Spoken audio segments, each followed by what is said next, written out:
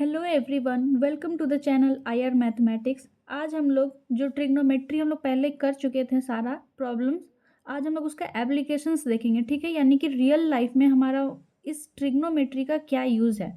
तो चलिए हम लोग ट्रिग्नोमेट्री का एप्लीकेशन शुरू करते हैं। और हाँ, अगर आप मेरे चैनल में अभी नए हैं तो इसे सब्सक्राइब कीजिए और कमेंट कीजिए अगर अच्छा लगता है तो, और अपने उन दोस्तों को शेयर कीजिए जो ये रिलेटेड इस टॉपिक से रिलेटेड पढ़ना चाहते हैं। तो चलिए अब हम क्लास स्टार्ट करते हैं। तो हमारा टॉपिक है सम एप्लीकेशंस ऑफ ट्रिग्नोमेट्री। ठीक है, ट्रिग्नोमेट्री का हम लोग आज एप्लीकेशंस यानी कि यूज़ पढ़ेंगे। तो यूज़ पढ़ने से पहले हम लोग क्वेश्चंस में जाने से पहले कुछ टर्म आता है, दो टर्म है, एंगल ऑफ एलिवेशन, ठीक है, और एक एंगल ऑफ डिप्रेशन है। तो ये एंगल ऑफ एलिवेशन होता क्या है, तो देखिए, जब मान लीजिए कि अगर हम कहीं पे ज़मीन पे हैं, ठीक है, यानी मान लीजिए अगर हम जो है रोड पे हैं, कहीं जा रहे हैं, ठीक है, हम रोड पे हैं और कहीं जा रहे हैं मान लीजिए, तो अगर हमारा कोई दोस्त है जो कि अपने घर के, और मुझे घर उतना अच्छा से बनाने नहीं आता है, ठीक है ना, मान लीजिए अपने घर के वो छत पे खड़ा है आपका दोस्त, वो अब आप उसे जब ऊपर देखेंगे, ठीक है, तो ये आपका आइज़ का लेवल हो जाएगा, आपके आइज़ का ये हॉरिजॉन्टल लेवल हो जाएगा और आप उसे देख रहे हैं। तो जब देखेंगे तो यहाँ पे एक एंगल बनेगा, ठीक है, तो इसी एंगल को हम लोग एंगल ऑफ एलिवेशन कहते हैं। यानी जब हम नीचे से ऊपर की तरफ देखते हैं, अपने आई लेवल से जब ऊपर की तरफ देखते हैं, तो उसी एंगल को हम लोग एंगल ऑफ एलिवेशन कहते हैं। ठीक है, एक और एग्जांपल लेते हैं। मान लीजिए अगर आप अपने घर की सफाई कर रहे, जैसे अभी अभी दिवाली पार हुआ, उससे पहले तो सफाई किए ही होंगे। तो जब हम क्या करते हैं, सफाई करते हैं अपने घर का, तो क्या होता है कि ये आपका मान लीजिए आइज़ है, ये आपका आइज़ है, और जब हम सफाई करते हैं तो मान लीजिए ये छत का कोई कॉर्नर है, यहाँ पे कोई छत का कॉर्नर है हमारा। तो जब सफाई करते हैं तो क्या होता है, हम ऊपर की तरफ देखते हैं ना, तो ये हो गया हमारा आइज़ लेवल और हम इसे ऊपर की तरफ देख रहे हैं, तो यहाँ पे एक एंगल फॉर्म होता है जिसे हम कहते हैं एंगल ऑफ एलिवेशन। ठीक है, या फिर मान लीजिए अगर कभी ये होता है कि हम अपने छत पे खड़े हैं या फिर कहीं जा रहे हैं और ऊपर देख रहे हैं, कोई एरोप्लेन उड़ रहा है या फिर कोई हम लोग बर्ड्स को देखते हैं, तो जब बर्ड्स को देखते हैं तो हम ऊपर की तरफ देखते हैं और हमारा आई का लेवल ये हॉरिजॉन्टल होता है, तो यहाँ पे एक एंगल बनता है, उसे ही हम लोग कहते हैं angle of elevation. I hope समझ में आ गया होगा एंगल ऑफ एलिवेशन किसे कहते हैं। यानी कि जब हम कभी भी ऊपर की तरफ देखें, ठीक है, ये हमारा आइज़ है, और जब भी हम कभी ऊपर की तरफ देखें तो हमारे आइज़ लेवल से, ठीक है, आइज़ लेवल का हॉरिजॉन्टल से लेकर के जो हम जहाँ ऊपर देख रहे हैं, तो वहाँ जो एंगल बनता है उसे ही हम लोग एंगल ऑफ एलिवेशन कहते हैं। ठीक है, चलिए देखते हैं नेक्स्ट, एंगल ऑफ डिप्रेशन क्या है। बिल्कुल इसके just opposite angle of depression. मान लीजिए कि अब आप अपने छत पे खड़े हैं, ठीक है, छत पे खड़े हैं और आपका कोई दोस्त यहाँ से जा रहा है, ठीक है, तो जब आपका दोस्त जा रहा है तो आप उसे देख रहे हैं नीचे की तरफ, ठीक है, या फिर आप छत पे खड़े तो क्या होता है, कोई अगर गाड़ी जा रहा है या कोई पार हो रहा है तो हम लोग उसे देखते हैं, तो हमारा ये जो आइज़ का हॉरिजॉन्टल लाइन ये हो जाएगा, ये हॉरिजॉन्टल लाइन हो जाएगा ये वाला, और ये जो हम देख रहे हैं, तो यहाँ पे जो एंगल बनता है थीटा, उसे ही हम एंगल ऑफ डिप्रेशन कहते हैं। आई होप समझ में आया होगा। यानी जब हम ऊपर से नीचे की ओर देखते हैं तो एंगल ऑफ डिप्रेशन फॉर्म होता है, और जब नीचे से ऊपर की तरफ देखते हैं तो एंगल ऑफ एलिवेशन फॉर्म होता है। ठीक है, जैसे मान लीजिए कि अगर आप एरोप्लेन में जा रहे हैं, एरोप्लेन में सफ़र कर रहे हैं, कहीं जा रहे हैं एरोप्लेन से, और उस वक्त जब आप नीचे की तरफ देखते हैं तो वहाँ आपके आइज़ लेवल से, याद रखिएगा, आपके आइज़ लेवल से जो एंगल बनता है, ठीक है, एक तो हॉरिजॉन्टल लाइन बनेगा आपकी आँखों से, ठीक है, आँख के आइज़ के लेवल से एक हॉरिजॉन्टल लाइन बनेगा, और आप जो देख रहे हैं तो वहाँ जो एंगल बनता है ये वाला, उसे ही हम लोग कहते हैं एंगल ऑफ डिप्रेशन।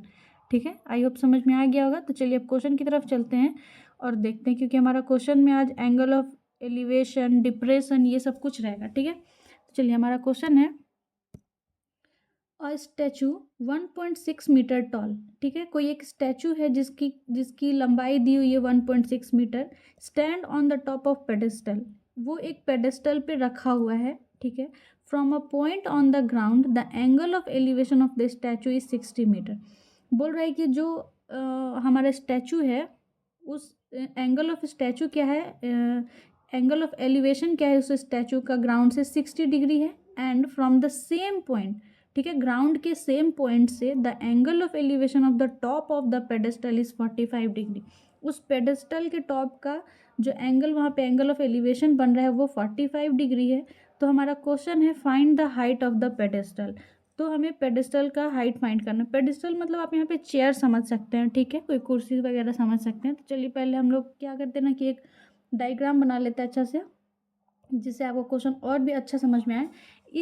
आपको पता है जो हमारा एप्लीकेशन ऑफ ट्रिग्नोमेट्री, इसका क्वेश्चन इतना बड़ा बड़ा होगा जो कि देख के डर लगता है, लेकिन अगर आप एक बार डायग्राम बना लिए तो ये क्वेश्चन चुटकी में सॉल्व होता है। ठीक है, तो चलिए हम लोग डायग्राम बनाने की कोशिश करते हैं। बोलता है कि अ स्टैचू 6 मीटर 1.6 मीटर टॉल। ठीक है, एक स्टैचू है जिसका लेंथ हमें दिया हुआ है 1.6 मीटर, ये इतना मीटर लंबा है। ठीक है, stand on the top of pedestal, ये एक पेडेस्टल पे है। ठीक है, मान लेते हैं हमारा ये पेडेस्टल है, उस पेडेस्टल पे ये स्टैचू खड़ा है। पेडेस्टल मतलब मैंने बताया एक, आप मान सकते हैं चेयर वगैरह। ठीक है, from a point on the ground, ground के किसी पॉइंट से, ठीक है, the angle of elevation of the statue is 60 degree. जो एंगल ऑफ एलिवेशन इस स्टैचू का वो कितना है हमारा 60 डिग्री है। तो इसे हम बना लेते हैं ऐसा, ये है हमारा कितना 60 डिग्री। ठीक है, अब यहाँ पे बोलता है क्वेश्चन, भाई 60 डिग्री बन जा, ये हमारा 60 डिग्री। ठीक है, फिर है and from the same point of the angle of elevation, बोल रहा है कि जो एंगल ऑफ एलिवेशन का है ठीक उसी सेम पॉइंट से, ठीक है, सेम पॉइंट से टॉप ऑफ द पेडिस्टल, इस पेडिस्टल का टॉप कौन सा है, ये है। ठीक है, top of the pedestal the angle of elevation is 45 degree, यानी यहाँ से आपका यहाँ पे बनेगा एंगल ऑफ एलिवेशन जो कि बोल रहा है 45 डिग्री होगा। ठीक है, तो बोलता है find the height of the pedestal, यानी हमें ये वाला हाइट को फाइंड करना है, ये वाले को फाइंड करना है हमें। आई होप समझ में आ गया होगा आपको क्वेश्चन। फिर से एक बार हम लोग जो डायग्राम बनाए उसके अकॉर्डिंग एक बार क्वेश्चन पढ़ लेंगे। बोलता है और स्टैचू 1.6 मीटर टॉल, एक स्टैचू है जो 1.6 मीटर टॉल है, stand on the top of the pedestal. ठीक है, एक पेडेस्टल पे हम लोगों ने उसे रख दिया है। From a point of the ground the angle of elevation of the statue is 60 degree, जो एंगल ऑफ एलिवेशन इस स्टैचू का वो हमारा 60 डिग्री है। ठीक है, वो हमारा 60 डिग्री है। And from the same point of angle of elevation, तो एंगल ऑफ एलिवेशन के ठीक उसी पॉइंट से top of the pedestal is 45 degree, जो एंगल ऑफ एलिवेशन होगा ये टॉप ऑफ द पेडिस्टल का वो 45 डिग्री होगा। ठीक है, 45 degree. Find the height of the pedestal, हमें इस पेडिस्टल का हाइट फाइंड करना है। देखिए यहाँ पे एक क्वेश्चन में एक और ये कर सकता था, क्या क्या चेंजेस, कि बोलता है angle of elevation of the top of the pedestal, नहीं बोल करके बोल देता फुट ऑफ द स्टैचू। तो इस स्टैचू का फुट कौन सा है, वो भी यही है। ठीक है, तो जैसे भी बोलता है हम लोग बना लेते हैं। ठीक है, चलिए अब हम लोग क्या करते हैं, इस क्वेश्चन को हम लोग बनाना शुरू करते हैं। तो इस स्टैचू जो हम लोग डायग्राम बनाए उसका नाम दे देते हैं ए, ये हो जाएगा हमारा बी, ये हो जाएगा सी और ये हो जाएगा डी। हमें ये वाला फाइंड करना है, व्हाट बी सी की लंबाई हमें फाइंड करनी है। तो सबसे पहले हम लोग क्या करेंगे ना, जो हम लोग काम कर रहे हैं उसे लिख लेंगे। ठीक है, तो हम लोग ए बी को क्या मान लिए हैं, ये हमारा ए बी स्टैचू है, तो इसे लिख लेंगे let A B the statue and इस BC को क्या मान लिए, ये हमारा pedestal and BC be the pedestal.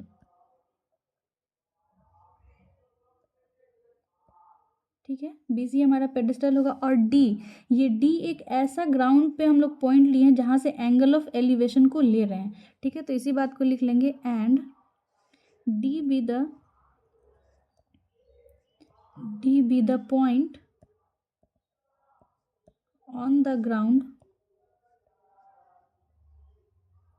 ground from where the elevation angle are to be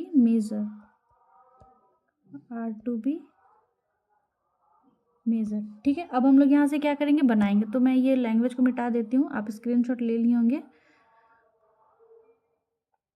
हम लोग जो जो चीज़ मानेंगे वो चीज़ हम लोगों को लिख लेना है। ठीक है, तो वैसा ही लिख लेंगे। अब देखिए हम लोग क्या करेंगे, अब हम लोग ये ट्राइंगल लेंगे BCD में।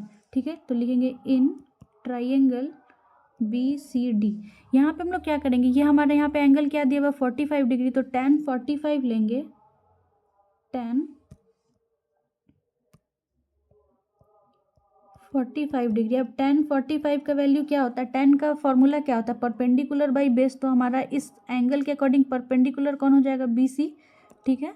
तो BC बाई CD कर देंगे, BC बाई CD, ठीक है। अब BC का वैल्यू हमें फाइंड करना है, तो देखिए tan 45 का वैल्यू क्या होता है 1 equal to BC by CD। तो CD को इधर 1 से मल्टीप्लाई कर देंगे तो हमारा क्या हो जाएगा, CD is equal to BC। हमें ये एक मिल गया क्या कि ये दोनों की सॉरी ये दोनों की लंबाई बिल्कुल इक्वल है, ठीक है, ये हमें मिल गया। तो इसे हम इक्वेशन नंबर 1 मान लेंगे, इक्वेशन 1 मान लेंगे, ठीक है। अब हम लोग क्या करेंगे, देखिए इसमें अब हम लोग जब ये ट्राइंगल ले चुके तब हम ये बड़ा वाला ट्राइंगल लेंगे ACD।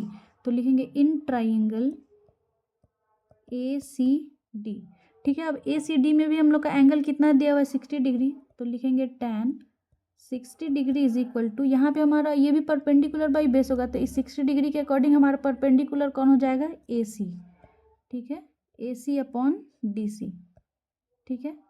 तो देखिए AC को हम लोग नहीं यहाँ से नहीं करेंगे, ऐसे करते हैं। देखिए tan 60 डिग्री का वैल्यू क्या हो जाता है हमारा √3 AC को हम लोग क्या लिख सकते हैं, AB प्लस BC लिख सकते हैं। तो इसे लिख देंगे AB plus BC upon DB, ठीक है।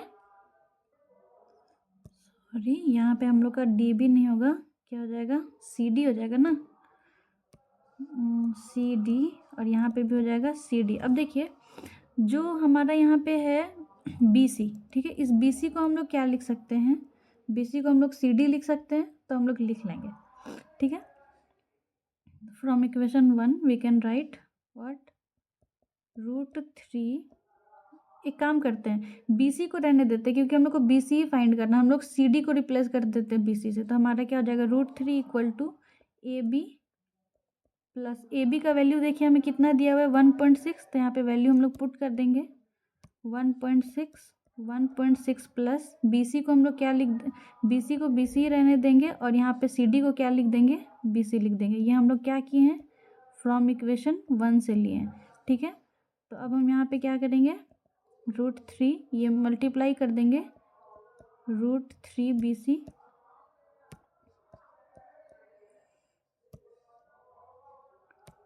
√3 BC is equal to 1.6 plus BC। अब जो भी सेम सेम मुखड़ा उसको एक तरफ कीजिए, यानी BC और BC को एक तरफ कर देंगे। तो हमारा क्या हो जाएगा √3 BC minus BC is equal to 1.6 हो जाएगा, ठीक है। अब यहाँ से BC हमारा कॉमन आ जाएगा, तो ये हमारा क्या हो जाएगा BC is equal to BC bracket √3 minus 1 equal to 1.6 हो जाएगा हमारा।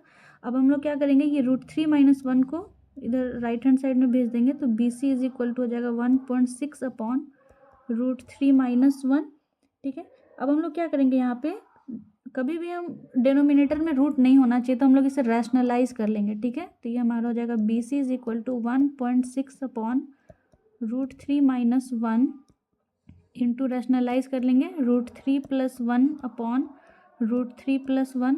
ये 1.6 √3 प्लस 1 से मल्टीप्लाई हो जाएगा, तो 1.6 √3 प्लस 1। अब देखिए यहाँ पे ये A minus B into A plus B है, तो क्या होता है formula A plus B into A minus B का फॉर्मूला हमारा क्या होता है A square minus B square, ठीक है। इस फॉर्मूला को हम लोग यहाँ पे यूज़ कर लेंगे, तो ये क्या हो जाएगा हमारा √3 का स्क्वायर, √3 स्क्वायर माइनस 1 स्क्वायर, ठीक है। तो ये हमारा क्या हो जाएगा 1.6 इंटू √3 प्लस 1 अपॉन √3 का स्क्वायर क्या हो जाएगा 3 माइनस 1 का स्क्वायर 1। तो ये क्या हो जाएगा 1.6 इंटू √3 प्लस 1 अपॉन 3 माइनस 1 2। अब देखिए ये डिवाइड हो जाएगा 0.8 हो जाएगा, 8 2 8 जार 16। तो ये क्या हो जाएगा 0.8 √3 प्लस 1। ये हमारा किसका वैल्यू है BC, और BC को ही हम लोगों ने क्या माना था, लेंथ ऑफ पेडिस्टल माने थे BC को ही, और हम लोग को यही फाइंड करना था, ठीक है, BC। तो हमारा यही फाइनल आंसर हो जाएगा। ठीक है, आई होप कि आपको समझ में आया होगा। चलिए चलते हैं नेक्स्ट क्वेश्चन की तरफ। चलिए हमारा नेक्स्ट क्वेश्चन है the angle of elevation of the top of a building from the foot of the tower is 30 degree. ठीक है, यानी यहाँ से क्या पता चला, हमारा बिल्डिंग है और एक टावर है और उसका एंगल ऑफ एलिवेशन दिया है 30 degree. And the angle of elevation of the top of the tower, यानी टावर के टॉप से from the foot of the building, building का फुट का एलिवेशन क्या दिया हुआ है, angle of elevation 60 degree. Question है if the tower is 50 metre high, यानी कि जो टावर है उसका हाइट कितना है, 50 मीटर दिया हुआ है। तो बोलता है find the height of the building, हमें बिल्डिंग का हाइट फाइंड करना है। देखिए ऑब्वियस ये बात है कि टावर हमारा ऊंचा होता है, टावर मतलब मीनार है ना, हमारा मीनार जो है ऊंचा होता है और बिल्डिंग की लंबाई, बिल्डिंग की जो हाइट है वो कम होती है। तो हम मान लेते हैं यहाँ पे ये हमारा एक टावर है और ये हमारा एक बिल्डिंग है। ठीक है, ये हमारा दे दिया है। तो टावर की हाइट कितनी दी हुई है, 50 मीटर, हम लोग उसे लिख लेंगे 50 मीटर। ठीक है, अब हमारा क्या बोलता है क्वेश्चन, उसे पढ़ते हैं। बोलता है the angle of elevation of the top of a building, ये बिल्डिंग का top from the foot of the tower is 30 degree, building का टॉप से टावर के फुट का जो एंगल ऑफ एलिवेशन दिया हुआ है वो हमारा दिया हुआ है 30 डिग्री। ठीक है, और फिर हमारा क्या बोलता है question, and the angle of elevation of the top of the tower, ये टावर के टॉप से from the foot of the building is 60 degree. इस बिल्डिंग का फुट कौन सा ये है, तो यहाँ तक का एंगल ऑफ एलिवेशन हमारा क्या दे दिया है, 60 डिग्री दे दिया है। आई होप यहाँ तक समझ में आया होगा। फिर है if the tower is 50 metre high, जो कि हम लोगों ने लिख रखा है, find the height of the building, हमें इस बिल्डिंग का हाइट फाइंड करना है। ठीक है, तो चलिए हम इसे नेम दे देते हैं ABCD। ठीक है, तो यहाँ पे फिर आप एज्यूम कर सकते हैं कि let DC be the tower and AB be the building. ठीक है, आप ऐसा लिख सकते हैं। हम लोग डायरेक्ट चलते हैं, डायरेक्ट हम लोग सॉल्व करते हैं। तो देखिए हम लोग सबसे पहले क्या लेंगे, ट्राइंगल BCD में। ठीक है, ट्राइंगल BCD क्या हो जाएगा, tan 60 degree, tan 60 degree is equal to perpendicular by base. तो परपेंडिकुलर हमारा क्या हो जाएगा, DC अपॉन BC। तो हमारा tan 60 का वैल्यू हो जाता है √3 इक्वल टू DC का वैल्यू गिवन है हमारा 50 अपॉन BC, हमें फाइंड करना है। तो यहाँ पे क्या हो जाएगा, BC इज इक्वल टू हो जाएगा 50 अपॉन √3। देखिए यहाँ पे हम इसे रैशनलाइज नहीं करेंगे क्योंकि ये हमारा फाइनल आंसर नहीं, कभी भी हम लोग रैशनलाइज फाइनल आंसर में करते हैं। ठीक है, यहाँ पे हमें ये वैल्यू मिल गया। अब हमें क्या करना है, नेक्स्ट इसके आगे चलते हैं। अब हम ट्राइंगल लेंगे ABC। ठीक है, तो लिखेंगे इन ट्राइंगल ABC। इस ट्राइंगल में क्या लेंगे, tan 30 degree, tan 30 degree is equal to formula क्या हो जाएगा, परपेंडिकुलर बाई बेस। तो परपेंडिकुलर हो जाएगा हमारा AB अपॉन BC। ठीक है, tan 30 डिग्री का वैल्यू होता है 1 अपॉन √3 इक्वल टू AB का वैल्यू हमें फाइंड करना है, जो कि हमारा बिल्डिंग का हाइट है। BC का वैल्यू हमें क्या मिल गया है, 50 अपॉन √3। ठीक है, बस अब इसे सॉल्व कर लेना तो हमारा AB मिल जाएगा। तो ये क्या हो जाएगा, 1 upon √3 equal to AB into, अब ये हमारा पलटी मारेगा ना, तो ये हो जाएगा √3 अपॉन 50। ठीक है, तो ये 50 यहाँ न्यूमरेटर में चला जाएगा और ये डिनोमिनेटर में आ जाएगा। तो हमारा AB का वैल्यू क्या हो जाएगा, 50 अपॉन √3 3 हो जाएगा। ठीक है, तो जब हम इसे अब हम सॉल्व करेंगे तो हमारा कितना आ जाएगा, 16:2/3 मीटर।